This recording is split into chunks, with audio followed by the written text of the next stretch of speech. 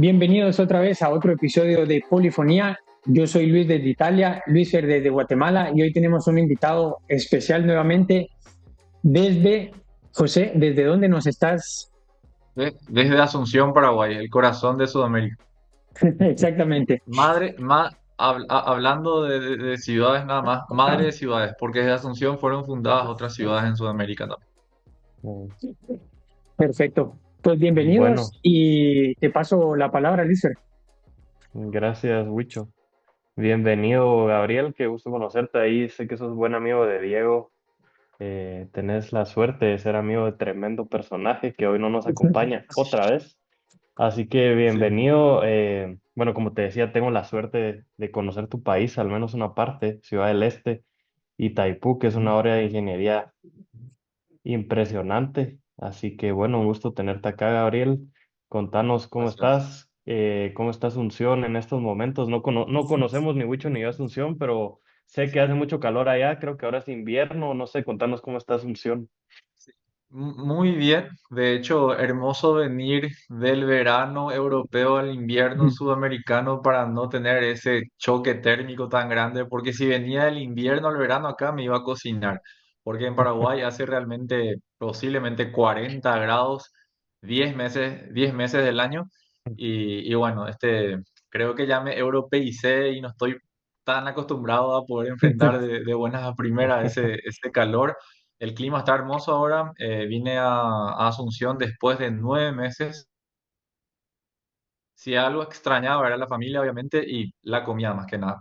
Puedo decir que Europa es hermoso en cuestiones urbanísticas, las ciudades, pero se come mejor hacia este lado del planeta, ¿entendés? Realmente desde Centroamérica a Latinoamérica compartimos quizás ese amor a la gastronomía que forma parte de nuestro ADN. Sin duda puedo dar a entender que ya conozco mucho la gastronomía de ustedes, porque Diego terminó siendo un excelente chef. No sabíamos, él tampoco no lo sabía, dijo que antes de irse becado a vivir afuera no cocinaba, cosa que no le creo, pero sí, estoy ansioso de poder irme también a visitar Guatemala, ¿verdad? Paraguay es un país bien diferente en cuestiones topográficas. No tenemos montañas, volcanes, somos un país bien plano. Nos dedicamos muchísimo a la ganadería. Tenemos una cuestión, digamos, muy profunda, un vínculo con la carne es muy profundo. De hecho, lo que más estoy comiendo todos los días es carne, ya que en Europa no alcanza el monto del Erasmus para, para comer carne cada tanto.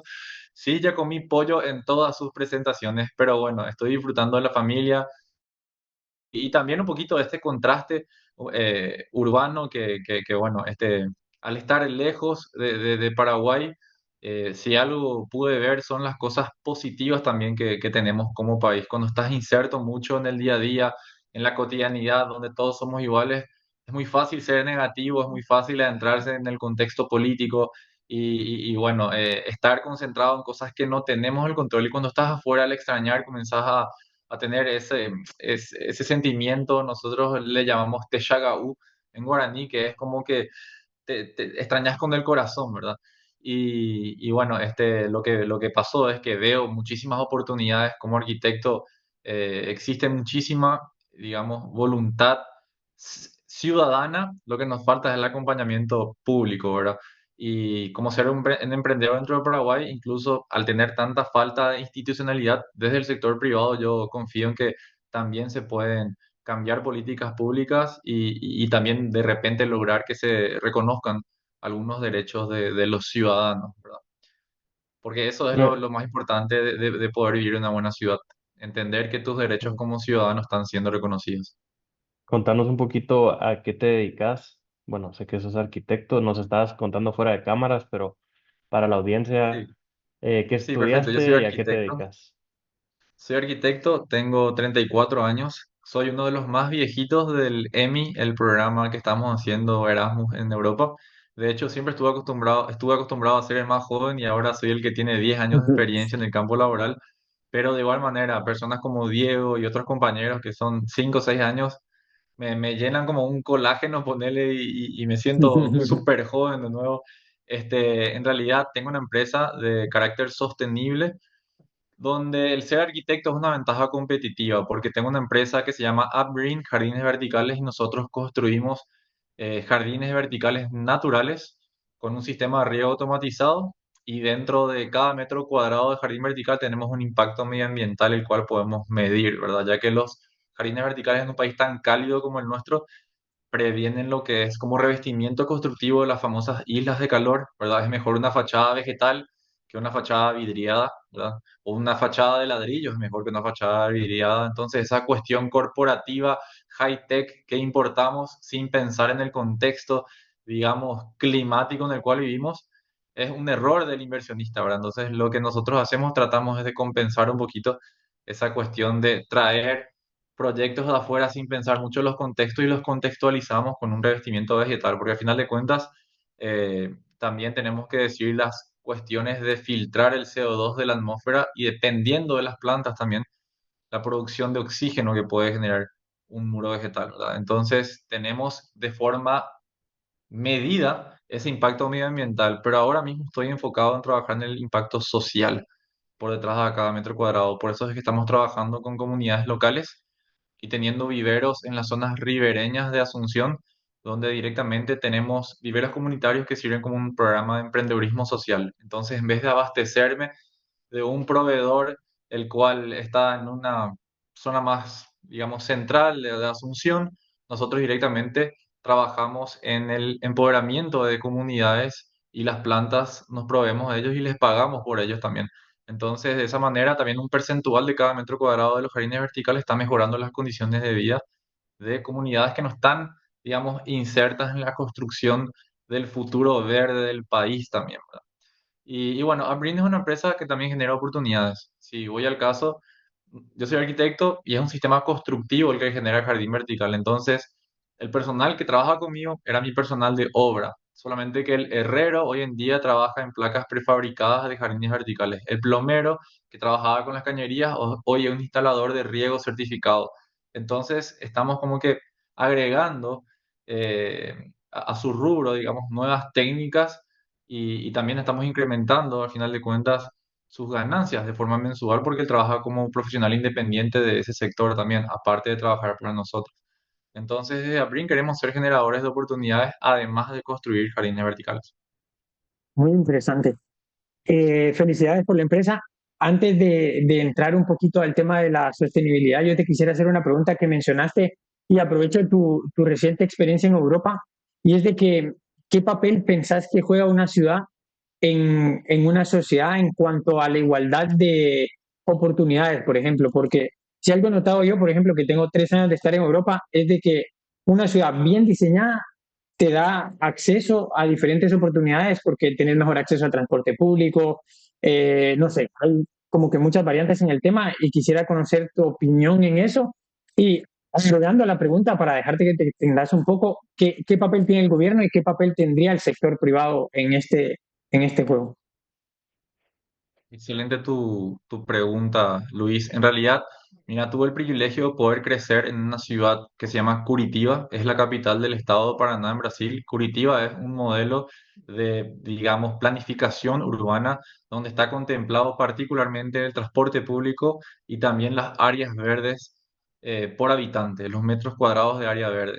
Yo me fui en el 98 ahí, vivimos 10 años prácticamente en Curitiba y crecí en un momento donde Jaime Lerner, que era el gobernador del estado, estaba ya, digamos, finalizando su mandato que comenzó siendo concejal, intendente y luego gobernador del estado de Paraná.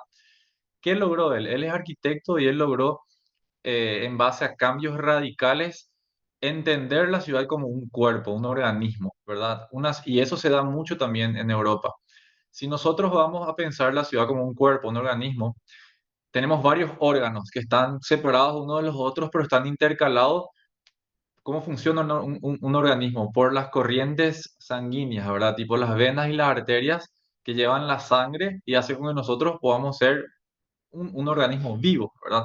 Entonces, si entendemos a la ciudad como un cuerpo, ¿cuáles son las arterias y las venas? Son las calles, ¿verdad? Es el flujo de gente que conlleva el llevar la vida también. Y Jaime Lerner entendió que el futuro, el cigarrillo del futuro en las ciudades era el vehículo particular, ¿verdad? Él veía eso como un cigarrillo el cual fumaba y tapaba las arterias de la ciudad. Un fumador tapa sus arterias a veces con la nicotina, como un veneno. Entonces él lo que quiso hacer es destapar eso, beneficiando, digamos, y pensando bien en el transporte público primero. Entonces, cuando nosotros llegamos al transporte público, ya era un sistema biarticulado. Habrán visto de repente los BTR de Bogotá y de Medellín, también en Colombia, ¿verdad? Esos son sistemas que fueron importados de Curitiba. Él los llevó, creo que los llevó incluso a más de 50 ciudades, inclusive del continente africano. Y tiene una particularidad que él hizo ejes preferenciales para los sistemas de transporte. Se ven como un acordeón, se ven los habrán visto que tienen como unos, Tenemos aquí en Ciudad de son Guatemala también, tres tenemos unidades de eso. Exacto. buses. Tienen en Guatemala, habrán llevado Sí, Sí, también allá. tenemos Bueno, uno. ahí, lo Lo copiaron de tomamos de Colombia, de hecho. Bogotá. De Exacto. Bogotá lo tomamos, sí. claro. Sí, sí, sí. Entonces, ¿cuál es la cuestión? Este biarticulado llevaba en cantidad de personas, lo que lleva tres buses son unidos por la caja principal que tiene el motor y está en la parte frontal del bus. Entonces son tres buses que contaminan por uno también. Él sabía que no tenía el presupuesto para hacer un subte o para hacer un tren. Entonces, con el uso del sentido común, él logró desarrollar este sistema que después lo patentó también Volvo, armó una montadora y armó el sistema ahí en Curitiba, trajo también, digamos, en ese sentido, industrialización, generación de empleo y en partes puntuales, como es difícil reactivar un cuerpo por completo, habían partes que estaban como que muertas también en la ciudad, ¿verdad? Zonas peligrosas, ¿por qué? Porque la gente no salía a la calle. Entonces, otra cuestión que él hizo también fue peatonalizar calles. ¿Por qué? Cuando la gente está en la calle, hay seguridad. La inseguridad es falta de personas en la calle. Entonces, es toda una cuestión de entender el transporte público, personas en la calle, y él peatonalizó la primera calle en 24 horas. Él no esperó que exista un consenso entre el privado y el público, hizo un test, un ejercicio en un feriado de carnaval, que es el 8 de febrero en Brasil, y en Curitiba, que es la parte sur, como son inmigrantes europeos, duermen en el feriado. No es como Río de Janeiro que salen todos a festejar. Entonces, en ese feriado estaban durmiendo, él peatonalizó, el lunes a la mañana vino así el comerciante y todo lo más que estaba esperando encontrarse con su calle, que venía una persona parada con su vehículo enfrente de su restaurante y después llevaba, encontró peatonalizado con bancos, digamos, informales, algunas sombrillas, sillas, y vieron que la experiencia fue buena, vieron que porque dijo Jaime Lerner, voy a 24 horas porque si no funciona en 24, 72 horas yo saco todo de vuelta. Y se quedó. Entonces ese ejercicio de peatonalizar y hacer cambios radicales hizo con que se entienda también que lo principal en una cuestión de infraestructura urbana es la voluntad pública, ¿verdad? Que hace con que también puedan funcionar los factores. Y al entender la ciudad como un cuerpo, existe la acupuntura urbana y esa calle 24, ¿qué hace la acupuntura? Reactiva zonas muertas puntualmente de un cuerpo. Entonces, como pequeñas agujas de acupuntura urbana, fue peatonalizando calles, haciendo interurbanos, también los parques, una cuestión, Curitiba tenía muchísimas canteras, las cuales eran abandonadas y él compró esas tierras y hizo de un daño a la naturaleza parques alrededor de estas canteras y creo que pasaron de tener 20 metros cuadrados de área verde por habitante a más de 90 metros cuadrados por habitante. Y es una ciudad también vertical, ¿verdad? Al crecer en vertical, una ciudad acorta las distancias entre ellas. Lo peor es una ciudad horizontal, como también es Asunción, donde mucha cantidad de gente ocupa, muy poca cantidad de gente ocupa mucha superficie horizontal, ¿verdad? Y estamos muy lejos unos de otros, no tenemos sistema de Ujú. transporte público, entonces yo entendí cuando era chiquitito que quería ser arquitecto. ¿Por qué? Porque a los 8 9 10 años yo pasaba casi todo el año en Curitiba y donde mis derechos como ciudadano eran reconocidos, venía a Paraguay a pasar Navidad, Año Nuevo, y acá no funcionaba nada. Entonces ese contraste yo le decía, mamá, ¿por qué funciona tan bien en Curitiba y es todo un desastre en Asunción? Entonces ese derecho, yo no entendía que era un arquitecto el mastermind que estaba por detrás, pero cuando fui creciendo me di cuenta de eso y hoy soy resultado de haber vivido en una ciudad como Curitiba y el estar estudiando ahora en las ciudades europeas reconfirman la cuestión de que la base de la democratización de la Democratización. ciudad es el transporte público. El transporte público es, digamos, la cuestión que nos iguala a todos, porque al tener un sistema de transporte que es eficiente, nadie, o sea, es una cuestión ilógica el tener que sacar un vehículo, o incluso el tener que comprar un vehículo. Mira, yo vendí mi vehículo para poder irme a Europa y no entiendo qué hice en mi vida al haber comprado un vehículo después de vivir en Europa. O sea, no entiendo esa cuestión de presupuesto.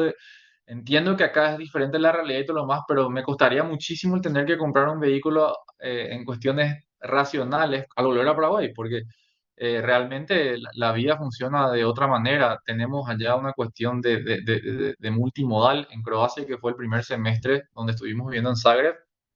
La cuestión de los beneficios que teníamos como estudiantes son absurdas. O sea, pagábamos 14 euros mensuales y teníamos prácticamente un multimodal. Podíamos utilizar la cantidad de veces que queríamos el tranvía, la cantidad de veces que queríamos el bus también.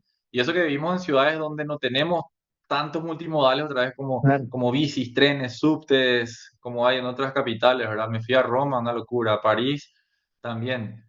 Cuanto más infraestructura vial y también de transporte urbano hay, sube un poco el precio del transporte público, pero la eficiencia es increíble, ¿verdad?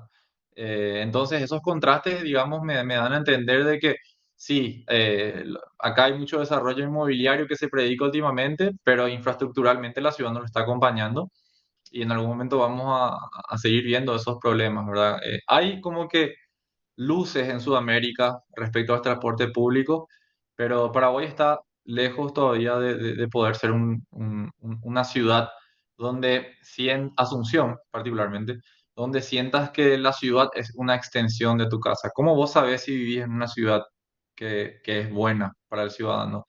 Cuando vos llegás a tu casa y decís, "Ah, qué suerte, por fin llegué a casa". Vivís posiblemente en una ciudad mala, ¿entendés? Porque el hecho de salir afuera y que la extensión de tu casa sea tu ciudad y vos te diviertas y no sea un cambio brusco, no el llegar a casa que no sea una urgencia, entonces posiblemente vivas en una ciudad buena. Y ahora en las dos capitales que me tocó vivir, en Zagreb, en Croacia, como en Vilnius, ni hablar Vilnius, en Lituania, me doy cuenta que viví en ciudades buenas porque lo que menos quería es estar en mi casa. Yo te quería preguntar, Gabriel, digamos, además del transporte público, muy interesante tu experiencia. No tengo la suerte de conocer Curitiba, por lo que hablas, dista mucho de otras ciudades brasileñas, un Sao Paulo, un Río de Janeiro completamente caóticas, un tráfico terrible, la calidad de vida no es tan buena. Entonces, creo que la experiencia de Curitiba es muy interesante y compararlo con Asunción también. Cuando mencionas algunas cosas de Asunción, me suena muy parecido a Ciudad de Guatemala. Huicho no me dejará mentir. Aquí Sí. la realidad es que el transporte público es completamente insuficiente. Tenemos esos BRTs que hablabas, que aquí se llama Transmetro, pero tiene el gran problema que no tiene buses alimentadores. Entonces son líneas rectas que sí van sin Mm, tráfico, pero no tienen conexiones que te lleven a tu destino exacto. final o que te lleven desde tu casa a la línea. Entonces son como líneas rectas que no te llevan a ningún lugar. Bueno, Entiendo. aparte está el tema de la inseguridad, ¿no? Que es una de las otras causas por las cuales, pues, preferís el vehículo privado, inclusive a veces para distancias cortas, que sería más fácil caminarlas, inclusive por salud, ¿no? Sería mejor caminar media hora que bueno, del usar el carro, que puede ser desde 10 minutos hasta 2 horas, un tramo que caminando te Sin puedes duda. hacer en media hora. El tráfico aquí en Ciudad de Guatemala es terrible. Ya empezaste a comparar con Croacia, Lituania, hablabas un poco del sentido común. Yo creo que en algunas ciudades latinoamericanas lo que más falta es, dicen que el sentido común es el menos común de los sentidos. Entonces, Coincido. comparando Latinoamérica con Europa, ¿qué diferencias mirás entre una Asunción, un Sao Paulo, no sé, está en Guatemala, pero muy parecido, un Guatemala con ciudades donde el diseño em, pues es para las personas más que para los vehículos, pero también quisiera que nos contaras qué otros elementos más allá de solo el transporte público vuelven una ciudad más amigable o elevan la calidad de vida de sus habitantes más allá de solo el transporte público y la seguridad. En realidad lo que decía en cuestiones de ciudades verticales es un punto muy importante porque acá en Paraguay, particularmente en Asunción, se aprueban la altura y cantidad de personas que puedan vivir en un edificio en base a la cantidad de estacionamiento que tengas. O sea, vos tenés que, digamos, contemplar la demanda vehicular de las personas que van a vivir ahí. Si nosotros aplicamos ese plan regulador a una ciudad como Nueva York, no se van a hacer edificios, porque no todos los edificios tienen un estacionamiento con la cantidad, para la cantidad de personas que viven eso. Entonces, me parece eso una falta de sentido común el hecho de tener que aprobar, digamos, edificios residenciales en base a la cantidad de vehículos y no las personas que podemos tener en ese lugar, ¿verdad? Y ahí te da la pauta, digamos, de cómo hacer una ciudad pensando en el vehículo y no en las personas, cosa que no pasa en Europa, ¿verdad? Donde las personas no todos tienen un vehículo y los proyectos, digamos, edilicios y residenciales no contemplan muchas veces un parking para cada usuario, ¿verdad? O para cada residente. Yo lo que creo es que Europa lo que sí hace, digamos, muy bien es ofrece un buen transporte público y también buenas actividades de distensión, muchas áreas verdes, muchos parques, hay parques lineales, todos los cauces hídricos son una cuestión de aporte a los espacios públicos. Se viven los ríos, se viven los lagos, las ciudades no crecen a las espaldas de los ríos y lagos. Entonces, todo eso hace con que vos las actividades que no puedas tener en tu departamento o en tu pequeño digamos, monoambiente, porque eso sí, la cantidad de metros cuadrados que te ofrece un departamento en Europa es mucho menor a la cantidad de metros cuadrados que encontrás en un departamento de Sudamérica. Pero es lo que te decía, las personas tienen donde divertirse, donde pensar, donde amarse y en la vía pública, ¿verdad? O sea, afuera. Entonces, acá no, acá tenés que tener una casa, todas tus comodidades, porque nada encontrás afuera. Acá en Paraguay, el sueño del asunceno, por ejemplo, es tener una casa con un patio grande, un quincho donde hacer sus carnes asadas, una piscina. Si vos lograste eso, sos un exitoso en la vida, ¿verdad? Y lo ideal hubiese sido tener un parque, poder interactuar con tus amigos, hacer un barbecue, un asado en ese parque, como lo hacemos allá en Lituania sin comer carne, ¿verdad? Porque hacemos un barbecue con pollo y verduras, ¿verdad? Pero, bueno, hay unas cuestiones, digamos, de la forma de cómo se vive también. La verticalidad es la única forma de poder tener una ciudad, digamos, sostenible. La gran diferencia de países europeos es que infraestructuralmente ellos crecen quizás dos veces más rápido que los cambios demográficos. ¿Entendés?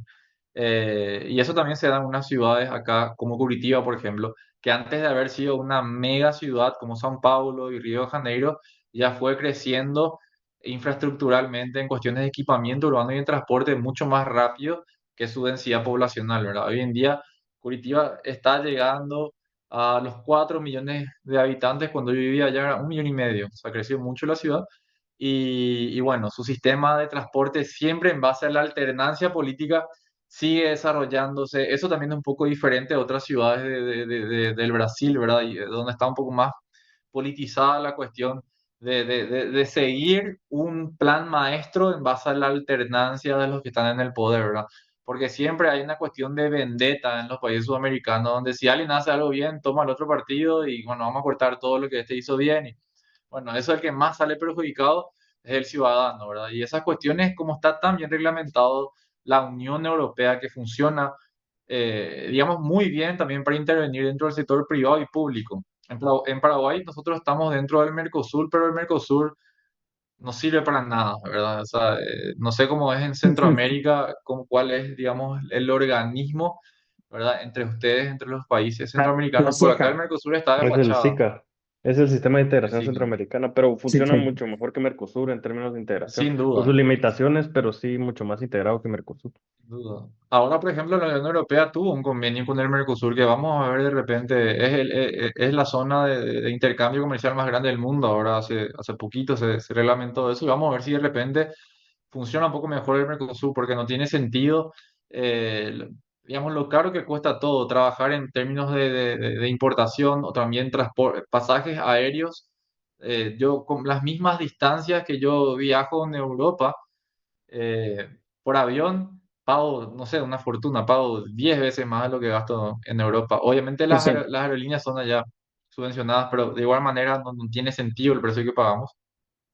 Entonces hay una cuestión, digamos, de voluntad política. El inversionista del sector privado también entiende que hacer ciudad genera rentabilidad también para sus investimientos, ¿verdad? Eso es una cuestión de que la ciudad con mejores espacios públicos, con mayor áreas verdes, digamos, eleva la rentabilidad también inmobiliaria, ¿verdad? Y el valor de la tierra también.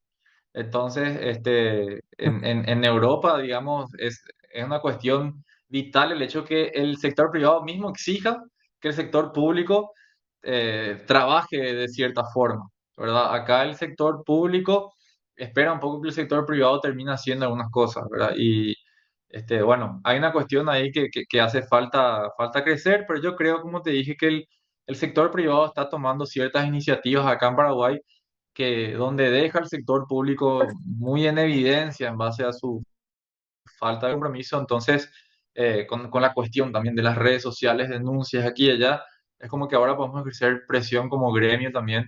Y bueno, en términos de capital de inversión privado inmobiliario que llegan a Paraguay, leyendo desde afuera parece que es un oasis en Sudamérica, pero no tiene sentido construir esta cantidad de edificios si no tenemos desagüe pluvial en todos los barrios o desagüe cloacal en todos los barrios, ¿verdad? Entonces, es medio, o tener un precio por metro cuadrado en calles principales acá, que son el mismo precio de South Beach en Miami, y acá no está el mar. O sea, está una calle que se inunda cada vez que llueve muy fuerte, ¿verdad? Y bueno, son esas cuestiones que ahora mismo Europa me está dando una clase de civismo. Vivo en ciudades chicas en comparación a París. En París un poco más caótico el tema de subirte a un transporte público. Creo que también de repente hay ciudades donde con la cuestión migratoria y muchas cuestiones más, se fue un poco de control el término de cantidad de usuarios para cantidad de buses, trenes o tranvías, etcétera. Pero de igual manera, no me puedo quejar porque te vas un poco más apretado, pero los tiempos de dislocarse de un lugar a otro siguen siendo los mismos. Entonces acá en Paraguay yo me voy en un colectivo, en un bus, cada vez más apretado, pero cada vez más lento también. Entonces, bueno, son esas cuestiones que hacen con que ahora mismo, sin duda, yo creo que el futuro de la política, digamos, en Paraguay tiene que estar contemplando dos cosas. Yo creo que en primer lugar, entender que no podemos seguir siendo una capital horizontal, tenemos que ser una capital vertical e invertir en transporte público. Total, total. Yo, para comentarte un poco también, de hecho, a mí me pareció súper interesante venir a Europa. Y como para los que no sepan, puede sacar licencia para los que son de Guatemala en Italia. Es complicado porque hay que hacerla de cero. Entonces yo nunca tomé en cuenta comprar carro al inicio por esa razón, pero indirectamente me ayudó a comenzar a vivir una vida de europeo. ¿A qué me refiero con esto? Que comencé a andar en bici a donde tenía que ir, comencé a usar más el transporte público, cosas que en Guatemala absolutamente no haces, pero ni por chiste, porque es peligroso, ¿no?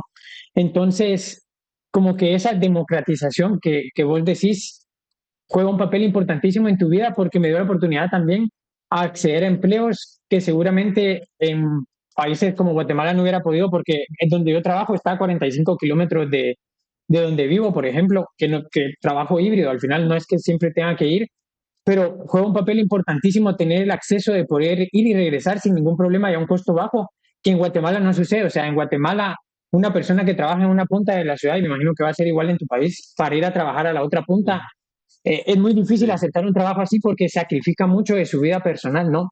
Entonces, y así también mismo. el tema que mencionas de los parques, ¿no? Aquí Leñado se llama el pueblo donde yo vivo, y hay una cantidad de parques absurda. O sea, hay un parque de patinaje, hay un parque solo para perros, hay un parque que tiene combinado un parque de perros con patinaje, con canchas de fútbol. O sea, la vida pública la vida social es muy alta, ¿no? Entonces te ayuda a crear comunidad, te ayuda a crear muchas cosas, ¿no? Yo creo que se puede aprender mucho de Europa, pero también pienso que Latinoamérica tiene una oportunidad al tener tantas ciudades vírgenes, entre comillas, ¿no? Porque O sea, si uno agarra, sin por duda. ejemplo, en Guatemala, una ciudad como Quetzaltenango, por ejemplo, para comentar un poco, es una ciudad grande, pero no completamente desarrollada. Entonces, al tener gente como vos que tiene estas ideas, ¿no? De comprender cómo funciona una ciudad y no piensa como las grandes constructoras, ¿no? De construir edificios y ganar plata, que sucede mucho en Guate. O sea, cada vez que lleva hay un edificio nuevo de apartamentos que te vende 100 metros cuadrados en, no sé, $300,000.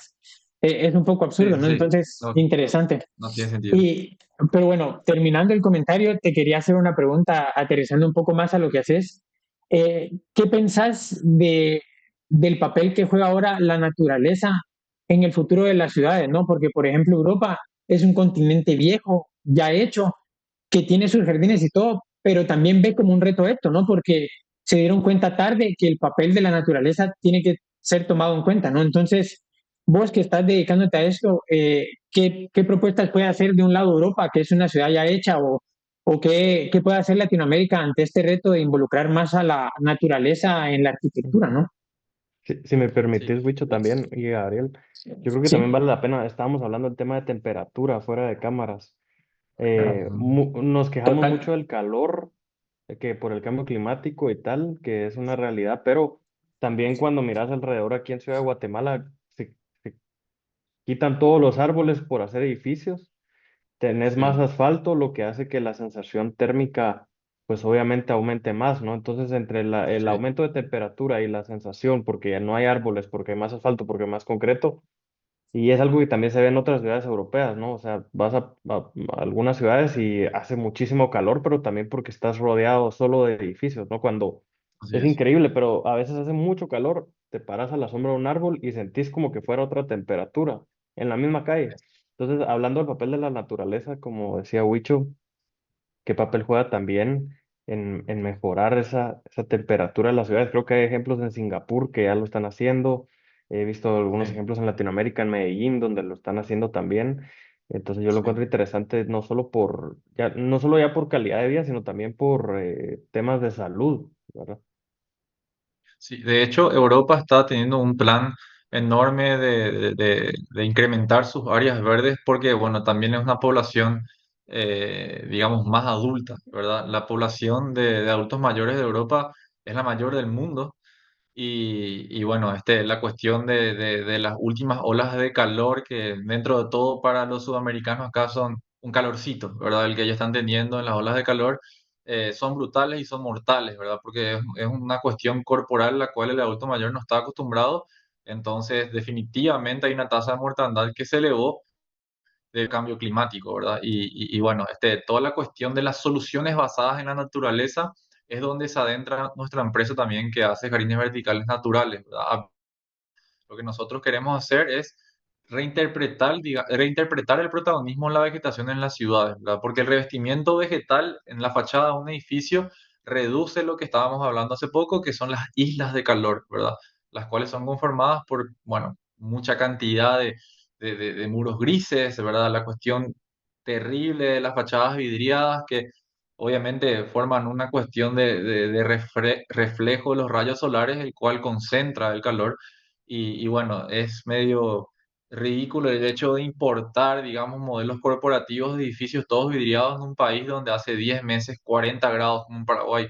Entonces, lo que nosotros tratamos de hacer son soluciones para paliar también eso, también filtrar el CO2 de la atmósfera, producir oxígeno utilizando ciertos tipos de planta y no es nada que nosotros lo inventemos, ¿verdad? De hecho, el creador de los jardines verticales naturales contemporáneos es un francés que se llama Patrick Blanc. Hace poco estuve en París, tuve la oportunidad de conocer sus jardines verticales y París es una ciudad relativamente muy verde, tiene muchos parques, bulevares, parques lineales, tiene un plan de arborización tremendo.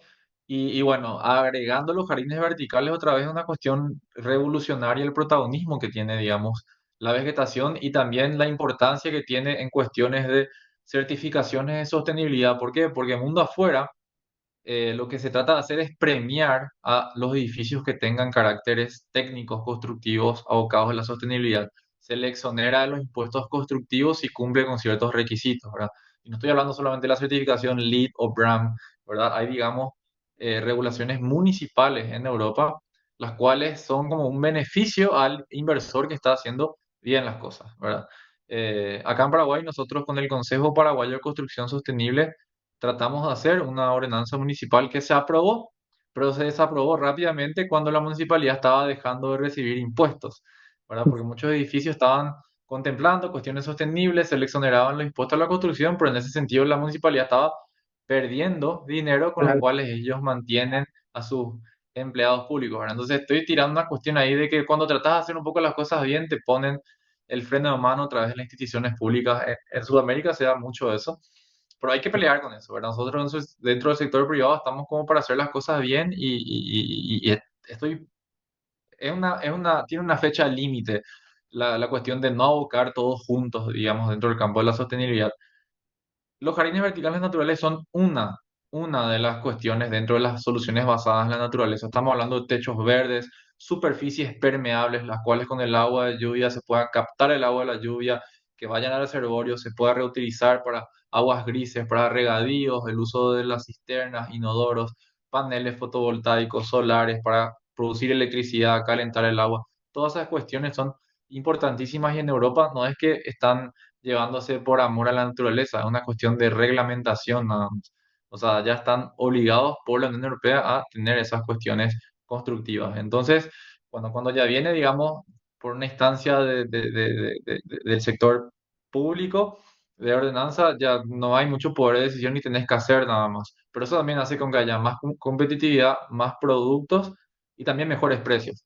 Entonces, dentro de todo, creo que en un inicio la sostenibilidad es un poco más cara constructivamente hablando, pero ves los beneficios apenas los primeros 6 meses, 8 meses en cuestión de consumo y todo lo más, vas a notar los beneficios sin duda. Hay algo que no podemos negar, la cuestión del plan maestros de arborización que se están llevando ahora en Europa son increíbles. De verdad, ellos trabajan muchísimo con la cuestión de arborización nativa, que es algo también que nosotros perdimos un poquito, ¿verdad? Todos los lugares tenemos árboles nativos, los cuales dejamos de seguir plantando digamos, cultivando, porque otros árboles que vimos afuera nos gustan más. Y si bien crecen, no son los que mejor se adaptan a nuestro contexto tampoco, ¿verdad? Y son a veces, muchas veces, especies invasivas. Entonces, esa cuestión hay que tener en cuenta en base a la arborización que se da a veces en los desarrollos inmobiliarios en Sudamérica, que se ponen árboles o vegetaciones porque son lindas, pero no son plantas autóctonas, que es algo muy importante tener en cuenta también, ¿verdad? Y no hay nada como la sensación de estar bajo la sombra de un árbol o la capacidad de oxígeno que filtra un árbol o CO2 que filtra también. Yo no puedo comprar 100 metros cuadrados, no te voy a decir que es mejor que un árbol. Un árbol vale muchísimo más. Entonces, cuando a veces vienen proyectos como superviaductos que van a talar muchos árboles acá en Paraguay y dicen ellos, vamos a hacer un plan de compensación y queremos colocar jardines verticales debajo de los viaductos. Yo le digo, genial. Podemos hacer jardines verticales bajo los viaductos, pero no vamos a comunicar que eso está compensando los 100 árboles que vos echaste.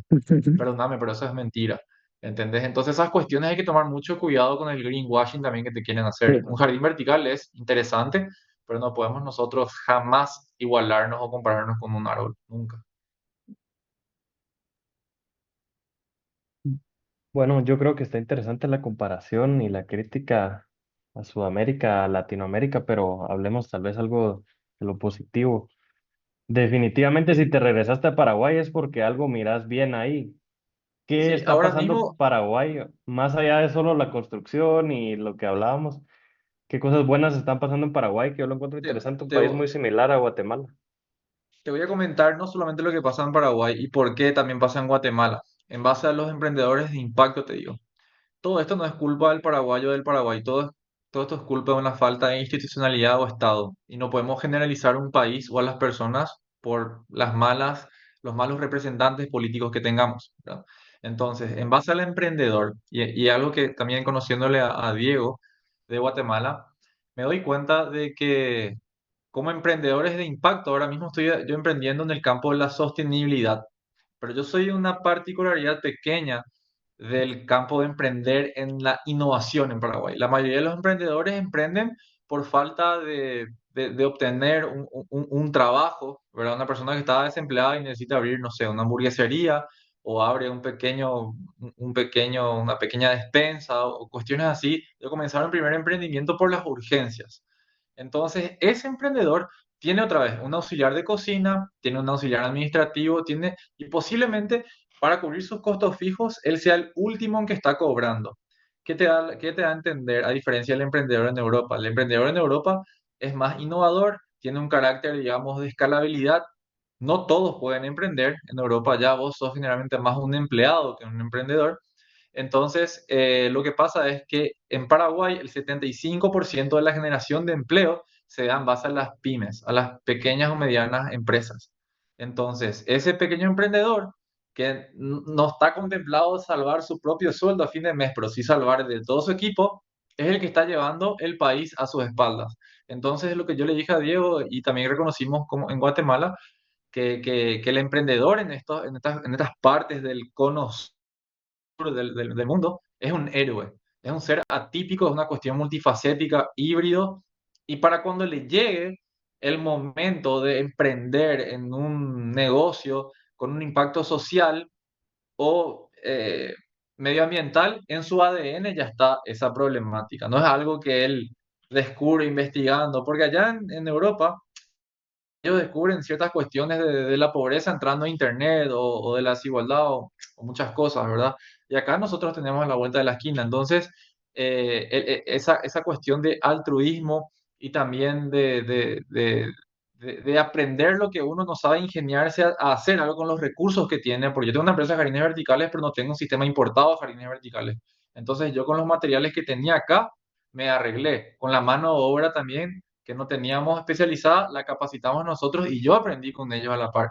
Entonces, en ese sentido, yo creo que no hay emprendedores como de nuestros países, ¿entendés? Y el día en que, y estamos como para ganarnos el mundo. Y te digo en la cuestión académica también, nuestras universidades son muy buenas o mejores que los rankings que tienen las universidades en Europa también. Porque al ser, digamos, países en vía de desarrollo, nosotros tenemos que aprender de todos y ellos no tienen que aprender de todos. Entonces, al aprender de Ujú. todo, estamos capacitados para el viejo, el nuevo, el futuro mundo, ¿entendés? Entonces, yo siempre le digo a Diego, y particularmente con su emprendimiento y el mercado de las remesas y todo lo más que estuvimos viendo, eh, la capacidad de impacto que podría llegar a tener Abunda, ¿verdad? El emprendimiento de Diego en cuestiones no solamente de Guatemala, sino la rápida expansión a nuestros países como en Latinoamérica, sería interesantísimo. Si bien manejamos mucho menor el monto de remesas en Paraguay, aproximadamente 700 millones de dólares al año, mucho menos que Guatemala, porque la mayoría de nuestras personas, nuestro éxodo fue a España, bueno, hace 20 años. Y bueno, esa capacidad, digamos, de poner el impacto social que con el valor de la remesa puede formalizar el día de mañana a la persona que está recibiendo ese dinero. Entonces, o sea, es un país de las oportunidades. Como existe tanta informalidad, como existe, digamos, tanta falta de institucionalidad del Estado, nosotros podemos crear las reglas del juego para bien. Lo único que tenemos que nunca perder son nuestros valores, ¿verdad? Pero en ese sentido creo que me saco el sombrero con los emprendedores tanto de Guatemala, Brasil, nuestro amigo en Egipto también que tenemos, ¿verdad? Increíblemente los hermanos del Medio Oriente, muy parecidos a nosotros, muy similares en cuestiones culturales y problemas socioeconómicos también. De hecho, los latinos y los Middle East nos confundimos ahí en Europa, ¿verdad? Solamente falta que yo hable árabe, porque las mismas cuestiones las pasamos juntos, ¿verdad? Entonces, en ese sentido, creo que estoy feliz de ser de Paraguay, porque acá puedes comenzar un emprendimiento con nada y puedes llevarlo a Europa, ¿entendés? Y también siempre le digo eso a Diego y bueno, Luis también en Italia me puede decir casi lo mismo, ¿verdad? Y Sí, estamos sí. como para comernos el mundo y el tema es que vos en la informalidad te formalizás acá y te vas formalizado a Europa. Pero en Europa yo no voy a poder jamás ser emprendedor ni el director de Upbring Jardines Verticales, ¿verdad? Es mucho más difícil y complicado. Y tenés que también comenzar con muchos más frameworks que la Unión Europea te pone, esto tiene que ser así, asado. Pero, en fin, en ese sentido positivo, el emprendedurismo de impacto y también de la sostenibilidad está creciendo en Paraguay. Existe como una cuestión de mayor entendimiento del consumidor también en términos de que está dispuesto a pagar un poquito más por productos que él pueda ver la trazabilidad de lo que está comprando, si esto realmente está impactando positivamente en la sociedad o el medio ambiente. Antes era solamente una cuestión de buscar el mejor precio y hoy en día ya no pasa eso. También el B2B está funcionando de una forma diferente en Paraguay. ¿Por qué? Porque organismos como Pacto Global de las Naciones Unidas generan un ecosistema, por ejemplo, a falta de la Unión Europea, está por ejemplo el Pacto Global de la ONU, ¿verdad? Que es el organismo de la ONU destinado al sector privado para el cumplimiento de las ODS, los Objetivos de Desarrollo Sostenible. Entonces, como que nos juntamos un poquito los buenos muchachos, ponele, los Avengers, diría yo, y en ese sentido también trabajamos mucho en proyectos de responsabilidad social empresarial de otras empresas. Entonces, como que en base a eso, nosotros desarrollamos estrategias para que el otro que no está tan comprometido con el impacto social o ambiental tenga un dinero destinado para sus proyectos de RS anualmente. Entonces ahí nosotros entramos, ¿verdad? Y bueno, en ese sentido es un mercado que está creciendo las alianzas B2B, ¿verdad? Y nosotros como empresas sostenibles le vendemos un pedacito de cielo al que no tiene, digamos, ese impacto en su modelo de negocio. Bien visto frente a la sociedad de esa otra empresa, ¿verdad? Entonces eso es lo que se da hoy en Paraguay, que es algo, creo que súper positivo, ¿verdad? Absolutamente. Bueno, yo te agradezco muchísimo, Gabriel. Fueron ya 45, 46 minutos súper interesantes. La verdad es que al final el objetivo del podcast y las comparaciones que hacemos son porque nosotros creemos mucho en Latinoamérica para hacerlo un poco más general y este intercambio de ideas lo que va a hacer, esperamos, es impactar positivamente. Así que a nuestros oyentes les agradezco y espero que hayamos inspirado Sí. con la vida de Gabriel a algún arquitecto por ahí que se quiere involucrar un poco en los diseños de ciudades y bueno, no sé, te doy la palabra, Gabriel, si Tal quieres vez decir un último yo tengo mensaje o... tengo una última pregunta para Gabriel. Paraguay turísticamente no tiene muchos lugares muy conocidos, creo que no reciben muchos turistas. Yo sí quiero saber si mañana decidimos con Diego y Huicho ir a visitar Paraguay, ir a visitarte en Paraguay, ¿a dónde podemos ir en Asunción, qué hay para ver? Y además de Asunción, ¿a qué lugares debemos sí o sí conocer en Paraguay? En primer lugar, les invitaría a comer un asado en mi quincho, en mi casa. Eso es el primer lugar, la primera parada. Pero sí lo que Ujú. diría que a Asunción le falta muchísimo, Paraguay en general, pero Asunción te diría, es un turismo gastronómico que lo elaboró súper bien Perú, por ejemplo. Perú es un ejemplo de poder haber hecho ese valor agregado como país, teniendo ellos el turismo asegurado con las cuestiones, digamos, de Machu Picchu, Cusco y todo lo más. Ellos lograron de igual manera hacer un polo. Hay gente que se va por su gastronomía y bueno, y de paso se va a Machu Picchu, no es lo opuesto, ¿verdad? Entonces Paraguay podría aprender eso porque en cuestiones gastronómicas tenemos una muy buena oferta gastronómica a un muy buen precio, ¿verdad? De hecho, digamos, restaurantes de puro lujo, acá vos gastarías $16 para comer así, hasta el hartazgo, ¿verdad? Cosa que una propuesta gastronómica bien barata en comparación en Perú, sí te vas a gastar por un plato de comida mucho más, ¿verdad? Y no tenemos tampoco las cuestiones de rankings, porque muchas veces se pagan por eso, y estoy seguro que capaz no figuremos en el ranking de los mejores restaurantes Michelin y todo lo más, pero podrías comer mejor que en un restaurante Michelin en Paraguay. Entonces, en cuestiones gastronómicas, no te vas a olvidar de Paraguay. Te diría dos bares que me tendrían que estar pagando una comisión por decir esto, Lido y el Bolsi, en el centro. Los dos tenés que visitar. Si vienen acá con un placer, les llevaré. Y en términos de descentralizar Paraguay y Asunción, Ciudad del Este es, digamos, el polo comercial más grande de lo que tenemos. Es como un pequeño así, no sé cómo te voy a explicar. Es un pequeño Medio Oriente, un pequeño Asia, Es ¿entendés? Es una una cuestión Turquía comercial cultural, así interesante, sí. todos los electrónicos, es un polo así Sí, de sí, sí, compras así absurdo es. y está muy cerca también de lo que es Foz do Iguazú con las cataratas, ¿verdad? Entonces puedes Ujú, quedarte sí. hospedado en Ciudad del Este tranquilamente, irte a Foz, volver. Y también está Encarnación, que es una ciudad muy linda, aprendió a crecer en base a dar las caras al río, queda en el sur, es la perla del sur, le llaman Encarnación, ¿verdad? Y es una ciudad muy linda veranear también. Acá cerca de Asunción tenemos una ciudad que se llama San Bernardino. No tenemos nosotros un mar, pero tenemos un lago muy famoso que es el lago de Pacaraí, que hay una canción muy famosa también, ¿verdad? Junto al lago azul de Pacaraí, que varios artistas ya le hicieron varios, incluso la versión de Jorge Drexler me gusta mucho, que hizo un cover de esa película, de esa música. Entonces, bueno, es un país donde se come bien, la gente es muy cálida, no te vas a olvidar de las paraguayas tampoco, Y bueno, en teoría, un país también plano, ¿verdad? No tenemos volcanes ni montañas, pero bueno, la altura de nuestra gente hace con que no haga falta, digamos, tener un... De igual manera me muero de ganas de conocer los volcanes que me mostró Diego en fotos. Estoy ansioso de poder subirme de copiloto en su moto y nos vamos a uno de estos lugares. Pero en fin, les invito a Paraguay. No vengan en máximo verano. Lo mejor sería que vengan en invierno o en primavera, porque o si no van a sufrir un poquito con el calor.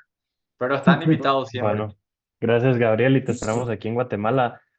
Una despedida Sí. en guaraní, si hablas guaraní, interesante igual escucharlo. En realidad lo que quisiera es decirles una palabra al llegar a Paraguay. Dale. Tienen que decir Rojaijú Paraguay. ¿Y eso Paraguay. significa? Te quiero mucho, te quiero mucho, en este estrella, te quiero una añoranza, extrañación, ¿entendés? Bien, muy bueno. Súper Muy bien, interesante. bueno, gracias Gabriel por tu tiempo y invitamos a nuestros oyentes que compartan el episodio, y que nos den like y nos suscriban. Gracias Gabriel y Wicho, un gusto verlos. Un gusto. Un Hasta la placer próxima. enorme. Chao Luis, Adiós. chao Fernando. Chao, chao.